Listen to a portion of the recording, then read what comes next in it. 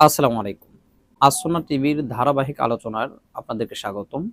আমরা আজকে এমন একটা দোয়া বা এমন একটা আমল শিখিয়ে দিব, যে আমলটা একেবারে সহজ, কিন্তু এটার তাৎপর্য এবং এটার ক্ষমতা বা এটার সোয়াব অনেক ভারী।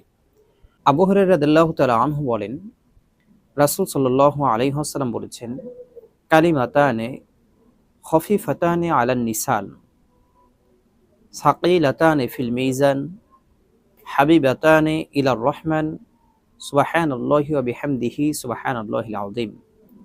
রাসূল সাল্লাল্লাহু আলাইহি ওয়াসাল্লাম বলছেন যে দুইটা কালিমা আছে, যেই কালিমাটা জিহ্বার জন্য বা মুখে উচ্চারণ করতে খুবই সহজ হয়। সাকিলাতানি ফিল মিজান, মিজানের পাল্লায় অনেক ভারী হয়। হাবিবাতানি ইলার রহমান, এবং দয়াময় প্রতিপালক আল্লাহ তাআলার নিকট অনেক প্রিয় হিসেবে গণ্য হবে। দুইটা কালেমা হলো বা দুইটা শব্দ হলো সুবহানাল্লাহি ওয়া বিহামদিহি সুবহানাল্লাহিল আযীম। আমরা আবার দোয়াটি বলছি, সুবহানাল্লাহি বিহামদিহি সুবহানাল্লাহিল আযীম। এই দোয়াটা অত্যন্ত ফজিলতপূর্ণ একটা দোয়া। এই দোয়াটা আমরা প্রত্যেকেই আমল করার চেষ্টা করব।